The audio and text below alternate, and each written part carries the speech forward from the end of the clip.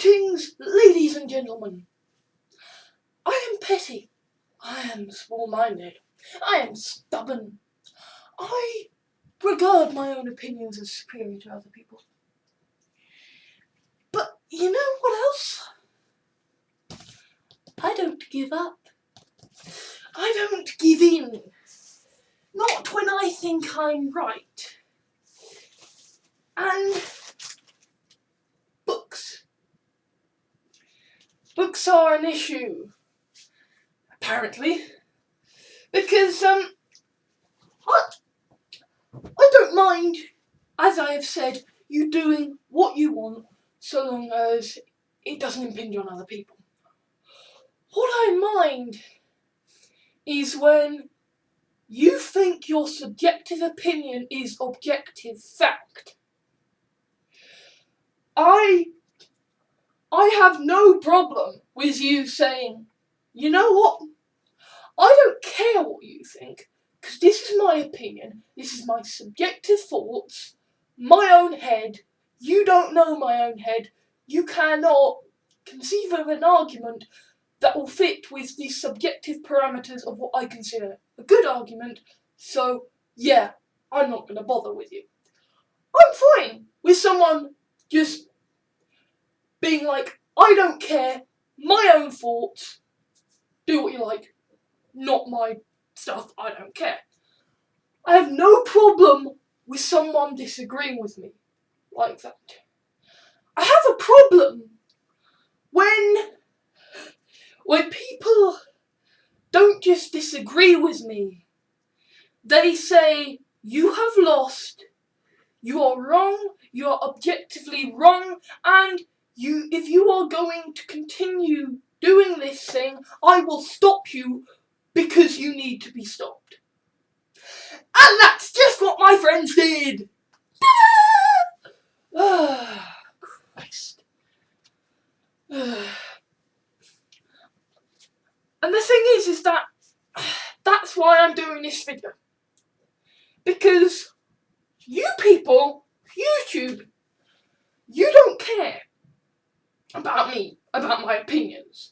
You know, when I am being deliberately absurd and deliberately tearing my hair out and deliberately making myself go red to be funny and hilarious, you will send comments saying, do you have Parkinson's disease because you are disturbing me, you freaky weirdo? You don't give a shit. You do not give a shit about my feelings, and so you say incredibly insulting stuff. My friends don't. My friends do not. My friends are wonderful and kind, and they put up with a lot of shit because I am Asperger's, and apart from anything else, I am stupid.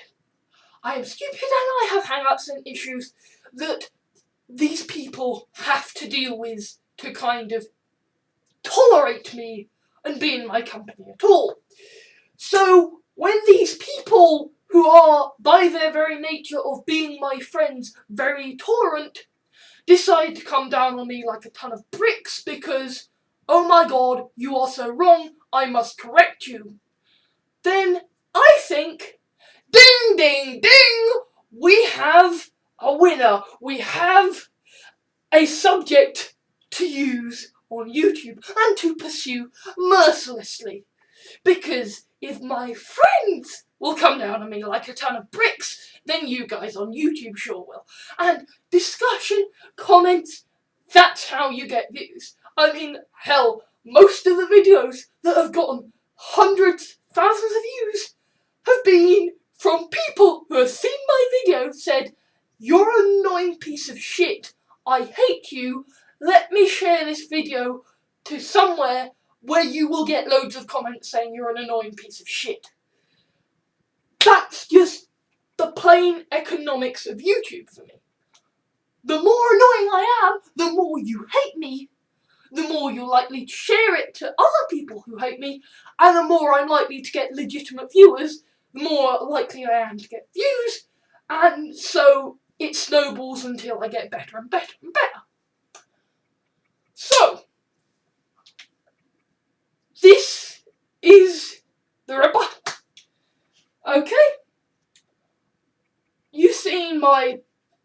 my sort of rant about why audiobooks are better than books. Well, I have here on my Facebook, to the left here, I have the arguments by my very good pals as to why I am wrong, objectively. And I'm going to kind of read off the gist of it and then list off my rebuttals. This isn't about me attacking them, this is me saying, it got them annoyed, what the hell are you gonna do? So I think I've got to just quote what my friend has said here, just because it says to you perfectly the tone and the issues that I have with the book elitism. Okay. I think I've kept quiet long enough on this. I've never not been able to read a book because the battery is low. They're not pointless. That is the most ridiculous thing to say about them, especially considering you do a writing course. Yes, because, of course, if you are doing a course, then you must have the same point of view as everybody else on the course. That is, of course, how we all become homogenized members of the capitalist conspiracy.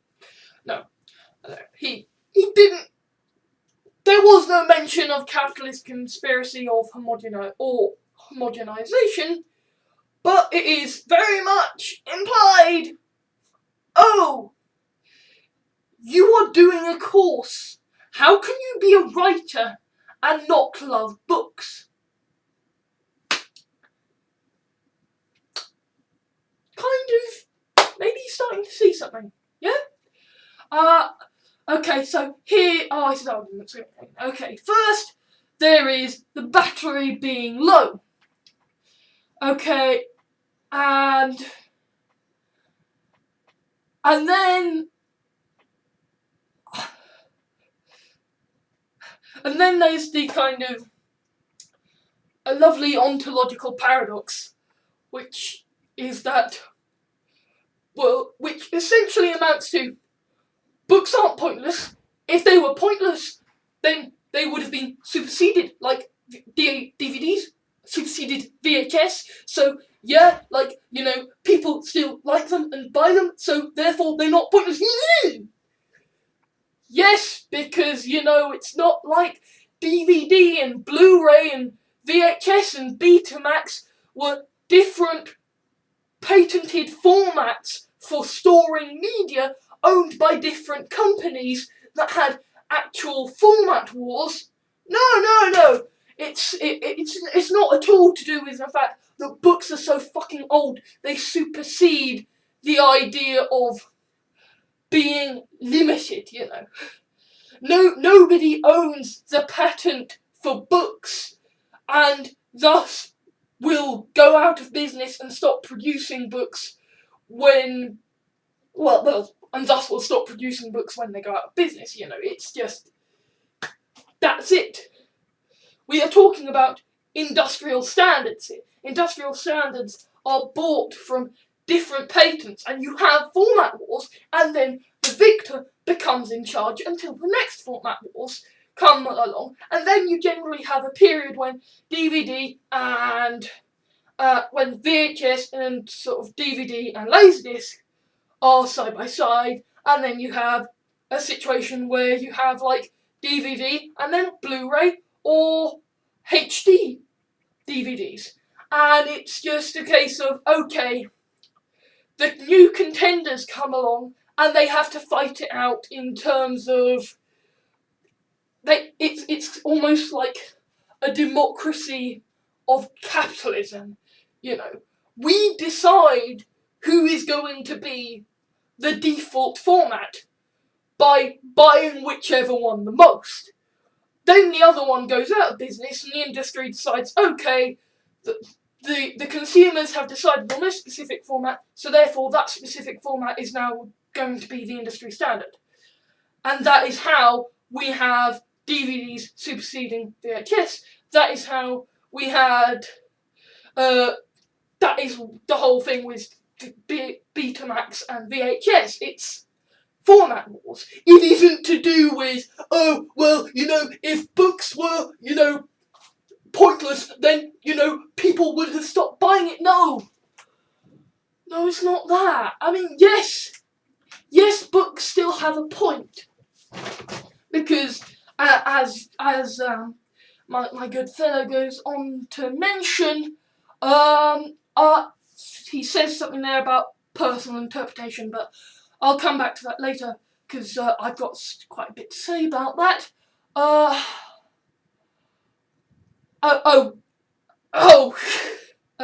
Yeah, nice line there. Well, they record audiobooks by reading from a book, so again, they need books. Even if you just read audiobooks, then you need books, because you need books. You still must be in favour of books, because otherwise audiobooks, they couldn't read it in any other way. No, because it's not like the computer is able to display text at all. I mean, in general, reading from a book through a microphone is damn fucking hard. Because books are small text, right? And so, there's the sound of paper rustling when you turn the page. So, yeah, that's not the good thing. I'm fairly certain they don't actually use books when they do audiobook recordings. I'm fairly certain they use some kind of auto cue system, or they cue it up on the computer, because they have to do a lot of books if they're going to kind of print out a book each time they record an audiobook. It's not necessarily going to work. I don't know, I could be wrong, but I'm fairly certain that they use a computer for it anyway. And even if they don't, they can still use computers as it is. So that argument kind of falls flat.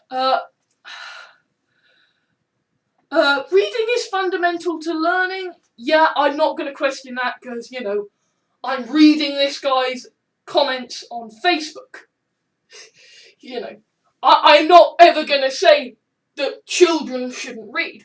I'm not ever going to say, oh, young child, are you having trouble reading?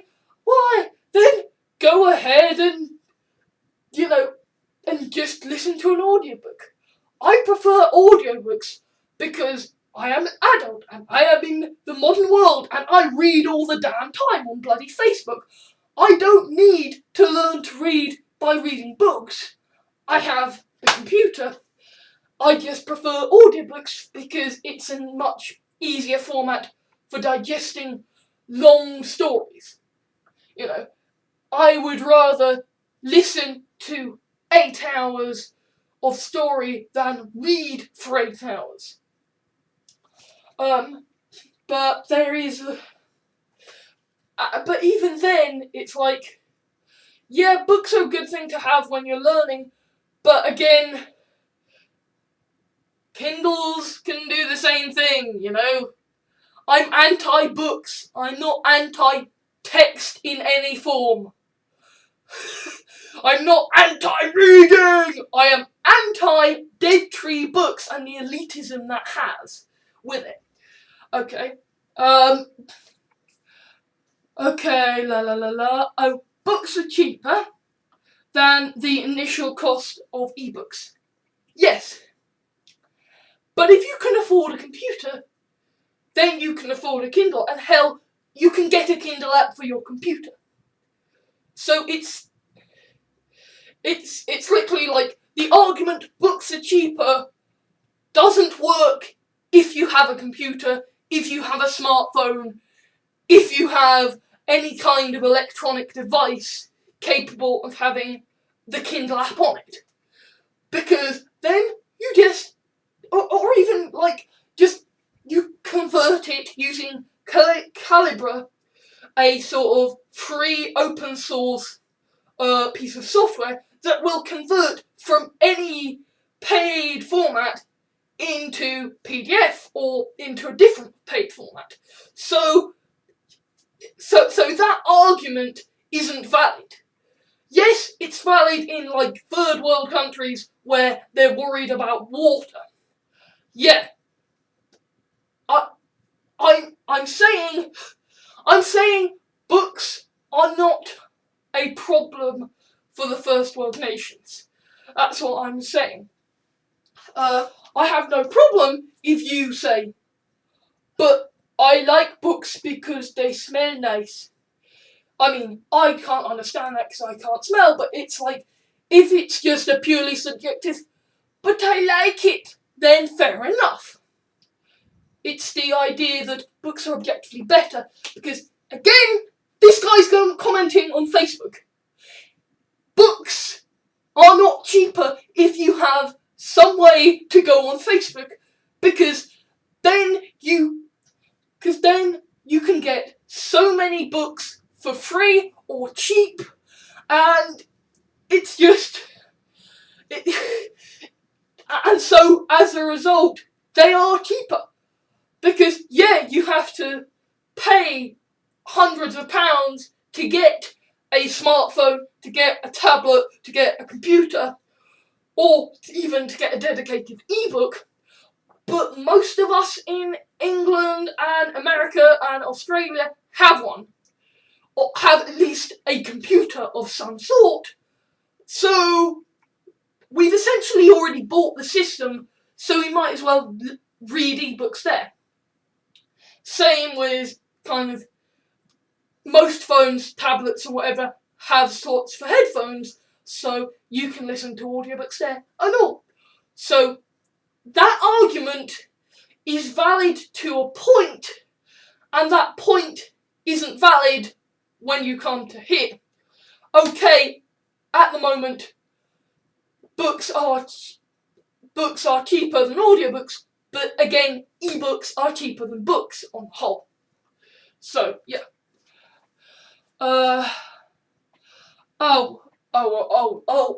This sentence I find hilarious, because it reeks of the elitism. I think a library would be a very cold and unfeeling place to walk into and see nothing but computers, Kindles and headphones, instead of being able to look at a physical book. And how would one even go about renting then? I'm pretty sure that would cost and not be as free as a library should be. No. Just, no. Because this says that interior design isn't the thing. That if you only need computers, Kindles, MP3 players, or whatever, then you are just going to have a stark, minimalist world. You know, Mac Pro, sleek, white, shiny world. No. It's just going to be that you have cushions and throws and things, you know, textiles. Textiles are a thing. Posters are a thing. That is a stupid way. That is a stupid argument. Oh, but if we get rid of books, then we will enter the grand dystopia where libraries are all white and shiny and dull. No. I mean, it's... I mean, for God's sake. Yes, I see the appeal of books. I like having a bookshelf myself, but I like having DVDs and stuff. Yeah, DVDs and CDs on the shelf instead of books. Because, you know what? The DVDs are backups. The DVDs serve an actual fucking purpose. Whereas books, books are either an ornament or they're something you read and thus don't go anywhere. So therefore, kind of the whole, but books make things look nice. That doesn't really work. Because you see, the thing is with an audiobook that you get in a CD case or a DVD is that you scan it onto the computer and then you have it on the shelf as a backup that looks nice but that also serves a purpose, whilst at the same time never having to ruin your careful arrangement because it's on the computer. It's, again, funnily enough, e-media has the upper hand in that. And again, saying, but libraries are cold is just forgetting that textiles exist. Forgetting that interior design is a thing, and architects can sort of say, okay, we're going to have a library that's all computers, and say it's going to be MP3 players on racks, and Kindles and iPads or whatever on racks, and yeah, they're going to be security tagged, so it's going to be more expensive, but we can do things to make it look nice. And the thing is also, the whole, but libraries wouldn't be as free as they should be. Have you been to a library? Have you actually been to a library and taken out an audiobook or taken out an ebook? Because I have. And you know what? Libraries are better with e-media because you can download it from home and renew it from home. Yes, you can do it now with physical books, but you can only renew them from home. You can't actually take them out from home because, 3D printers aren't a thing yet. And because, that doesn't work. The only way libraries are kind of better is with e-media. It's just, again, that argument is flawed.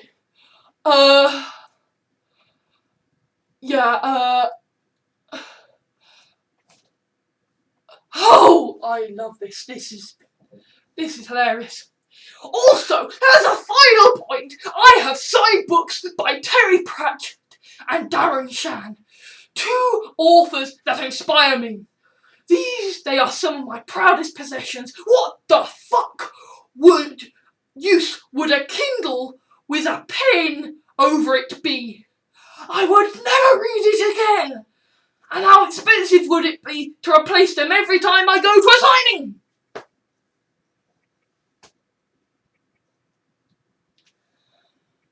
I'm gonna excuse that because clearly written in rage. But and I did actually reply to him saying, you can just get a signed copy of the, or you can just get a signed copy of the photo or whatever, and it's just, but I want to sign the book.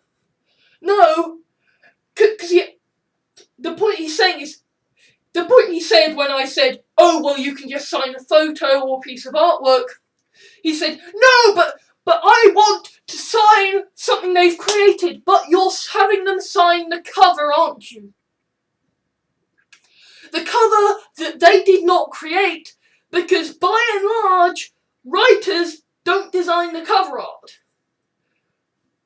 So what you are essentially saying is you want to have a printout of the cover so you can have them sign that, so it's an easy cue to go, oh, that's right, it's this copy of the thing.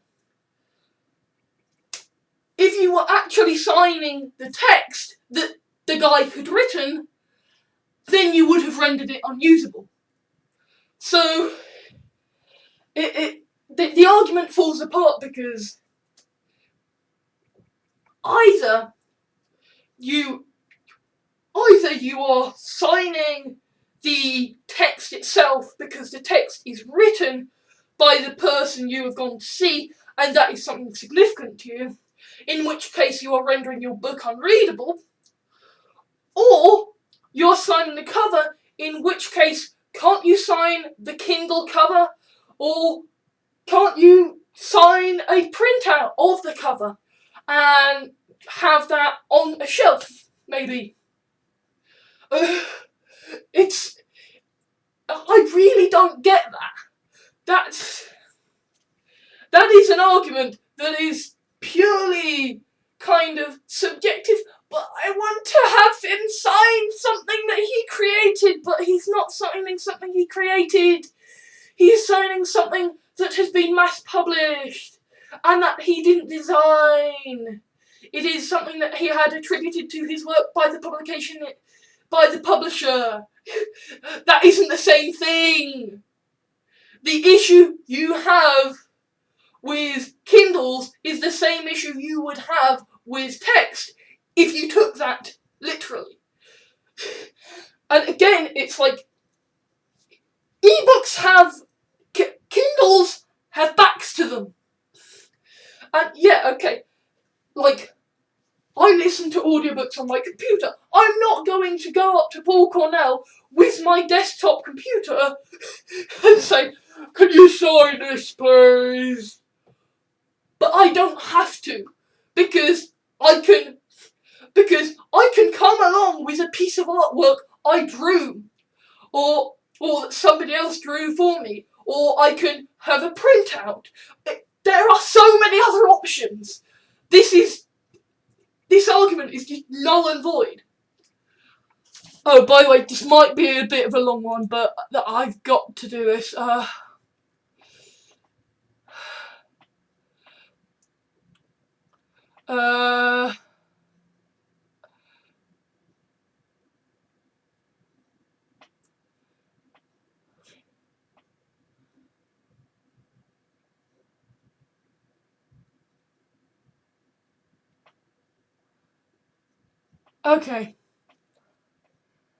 Okay, so we are now back to the issue of interpretation that I said I would get to later. Okay, for some reason, a lot of people seem to think that you don't get different levels of interpretation when listening to an audiobook. And I love how this criticism, but by this point, by this point in the Facebook sort of commenting thing, it kind of, the original commenter who gave that big long list, he has basically said, boom, you've lost. Either accept other people's subjective opinions, which I do anyway, or if you are serious about pursuing this, I will ride into battle against you, good sir. Bring it. Bring it. I am the anti-critic. Like I giveth a fucketh. But also then, another friend saying, "Oh my god, you're so petty, you're on the losing side, admit it." No. I am taking up arms against a system that has already won. There is no losing side, there is only up. From where I started, nothing is up. So, that argument is, again, it's just like, well, you know, the rest of the world has decided books are important because we're all elitist, so therefore you've lost, so admit it and give up, you stupid loser. No, that's me putting words into people's heads, but you know, this is comedy! And this is about encouraging discussion. So, obviously, I'm doing a writing course, right? And I want to be a scriptwriter for TV, and I do film studies. And so, the people I work with, my friends, are writers too. They love books because that's what they want to write. But they talk a lot about how books have, their key argument seems to be, but books are open to interpretation. Now, why this gets to me, because this seems to be the trump card of book lovers. But books books are open to interpretation, which means that you are ignoring the possibility that you're ignoring e-media. but books that are on electronic media, they are not open to interpretation, even though they are literally just the text on the screen. But also, I do film studies, and I am a fan of TV. I want to write for TV, and oh my dear Lord, if you think that films and TV are not open to interpretation, then you do not have a bloody clue. You just don't. I mean, so much about film studies and about television is open to interpretation. The fact that a slight edit can change the emphasis by removing certain words, by cutting certain reaction shots, so that you change the intention. I mean, there's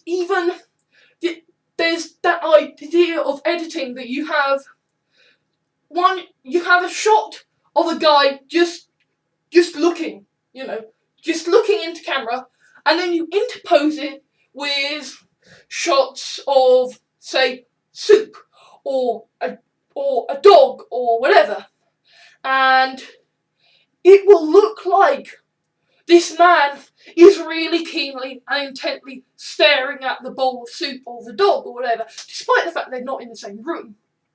Okay? That is your brain interpreting two entirely different aspects and constructing a narrative. That is the very basics of film and television. So to say that audiobooks, which are the exact same text, only read aloud and with a tiny bit of incidental music, to say that is not interpretive when film, which physically has, which has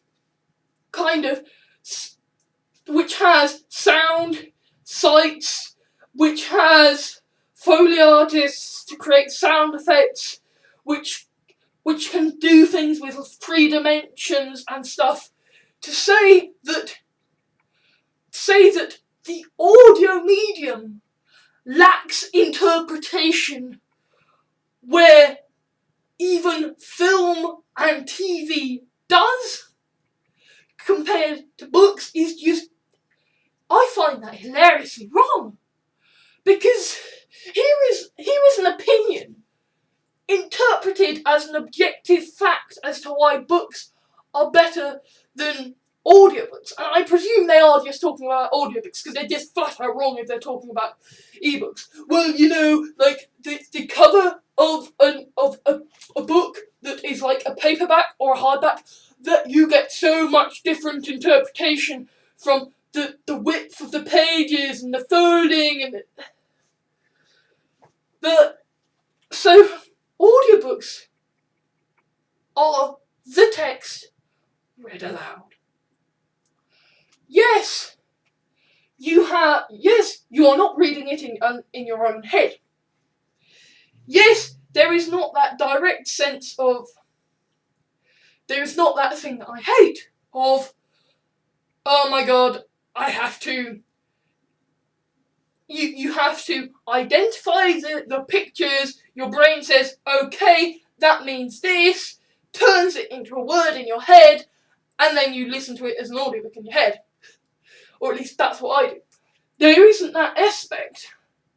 But, again, that's, I mean, it's like, do you get that aspect on Facebook?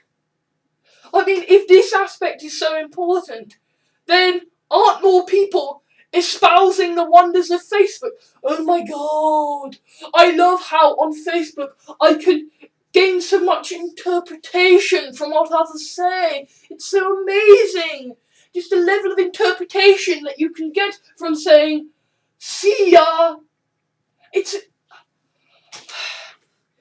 but, I mean, yeah. Yes, you have the issues of, like, when I read The Hitchhiker's Guide to the Galaxy, I thought Zaphod Beeblebrox was Zaphod Brooks, and I thought the planet of Betelgeuse was the planet of Betelgeuse. But here's the thing. I was wrong. That's literally it. What you are doing by turning it into audiobooks is you are removing the possibility for reading it wrong, because that's literally it. People complain about pronunciation. Oh, you've pronounced it wrong. Like, the whole thing with Doctor Who and like Matt Smith saying Metabilis instead of Metabliss, or I don't even know, but you eliminate that aspect. And instead you get, on the flip side, a new aspect, which is you listen to an audiobook and you haven't a fucking clue how the names are spelled. So you spell them phonetically, which I found to my sort of marvellous delight when I read when I started writing my reviews of A Game of Thrones, because I'd listened to the names and I knew how they were pronounced, but I didn't know how they were spelled. So yes, you know how the name is pronounced, but on the flip side you don't know how it's spelled. It's flipping the issue. That's all it's doing. And the thing is that I'm not a musical person. I try to be, as you have seen from the You're Wrong song, which I have a feeling that many people will be linking to in the comments going, you're wrong. But, literally, like, listening to Lord of the Rings was, I think, the best way to listen to it, to experience it. Because it's the exact same text, only because Lord of the Rings is so lyrical, you actually get to listen to the songs instead of reading them and going, wow, this is a lot of songs and I don't care about them because they don't have a tune, so they just look like random words on a page to me. But finally, before I shut up and post this thing online, it'll probably be like, I don't know, 40 minutes from now on, I need to kind of say, I listen to podcasts. I listen to podcasts while I play games for much the same reason I listen to audiobooks. Because they are fun and informative. And let me tell you guys, I have listened recently. I don't like repeats, but I have been re-listening to a lot of Dissecting Worlds. I have listened to every single episode of Dissecting Worlds at least 3 times now. And I keep doing it. I keep going around, like, listening to it on shuffle, picking different episodes at random. And you know why? Because, my dear lovely peoples of the Utopia, because I get a different interpretation every time I listen to the podcasts. And podcasts are just 2 people talking randomly about subjects. Okay, they might have a plan about what subjects to cover, but it's just 2 guys talking. Okay? So if I can get repeat enjoyment and repeat interpretation from a podcast which isn't about very much at all, then saying that I will not get the same kind of repeat enjoyment and interpretation from the same book you have read only in audio form is just flat wrong. It's the only way it can be different is if you're saying that if you're taking like the cut up method except you're doing it through misreading. You know, the idea of, you know, you'll be reading a long sentence, you'll get to the end of the line, and you'll accidentally read the sentence above where you were reading or below where you were reading and misread it. That is literally the only way you can get a different level of interpretation in books as opposed to audiobooks, because audiobooks don't have that problem. So I await the hail of comments saying, "You're wrong," and I await detailed criticisms and deconstructions of all the myriad ways I am wrong, and I look forward to debunking them. So, for now, ladies and gentlemen, I would just like to say, none of my friends were harmed in this. I mean nothing against them. I get it. You're just trying to set me right on something that you think I'm wrong about. But I still think you're wrong, and I'm still gonna continue with this because I hate the elitist attitude of people who I think it's that thing that, like, someone asked Josh Whedon why he still wrote strong female characters, and he said, "Because you keep asking me that." Well, why do I keep banging on about how audiobooks and ebooks and e-media are superior to books? Because you people keep thinking that I am objectively fucking wrong.